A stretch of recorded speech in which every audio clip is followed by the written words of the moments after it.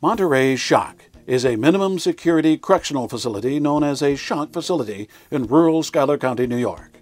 Monterey's 6-month program of regimented physical exercise, drug treatment and education, and service to local communities is one of the longest-running boot camps in the country. The program offers reduced sentences for those who agree to tough it out through the marching, drilling, and hard work the inmates do every day. It has graduated 11,000 men, including what may have been its last class just this past January.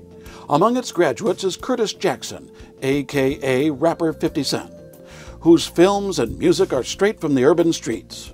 When Jackson graduated from Monterey Shock, he says he took the stage name of 50 Cent as a symbol of his own change and redemption.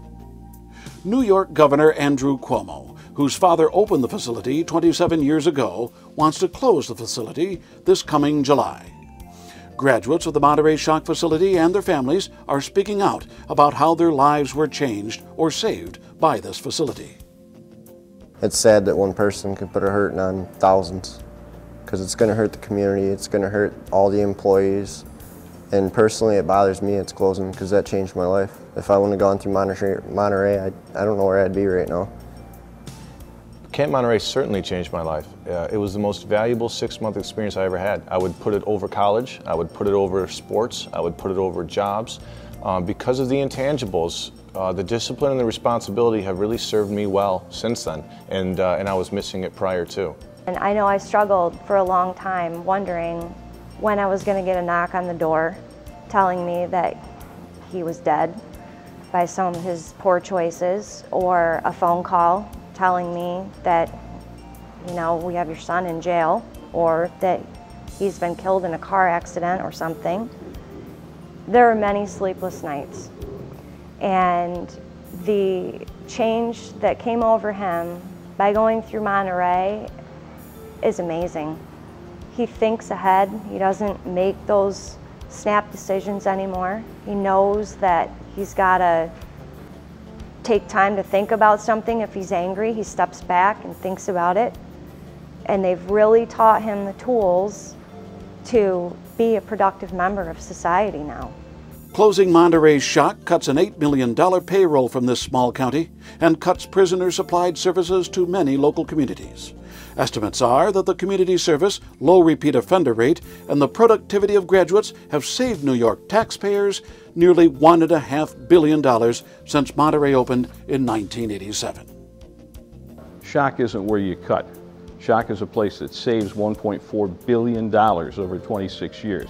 It gets kids home after 6 months and in the right frame of mind to be able to be motivated and ready to go to work and know how to work, because they worked for communities, they've worked for nonprofit groups and organizations all over 3 or 4 counties here in the central part of New York. And when they got back on that bus in the afternoon, they looked back and could say, hey, we painted that building, we painted that truck, we carried all of that furniture back into the fire academy because we did the floors there. We cut all that brush along those highways. That's going to be missed by the regional communities. To graduates of the program, closing it would force many men to rot in prison rather than to take a real chance at recovery. Monterey was another world. They're there to help you. They're there to focus on you, not just yell at you and push you around and tell you you need to do this to change your life. They're there to make a difference in you. They really are. And I felt that difference between all the other Shock facilities. I truthfully believe that Monterey, they're there to help you. They're not there for a job. They're not there just to bring a paycheck home and go to the bar after work like most of the other ones did at all the other facilities. I mean, I really feel Monterey they're there to make a difference. You know, life really boils down to ideas, philosophies, worldviews, and Monterey Shock was a great opportunity for me. And I know that there are other young men out there who need that same opportunity. I think if we're going to give up on Monterey Shock, we're really giving up on rehabilitation as a model. We're giving up on parenting in a sense, and we're giving up on the community. What happened to those inmates that didn't come to Monterey? That's a good question. And more likely than not, they would have done time in a conventional institution, whereas there would have been no rehabilitation. The good possibility existed that they learned better ways to commit easier crimes, to make quicker money, and it was just a revolving warehouse type of situation. You know, I believe in community, and I believe in investing, making smart investments, and giving up on a recycling plant is a poor idea, especially in favor of another trash bin. You know, anybody can say, let's just have 2 trash bins and save $5, but you're going to end up with twice the repos, and twice the landfills, and no success stories.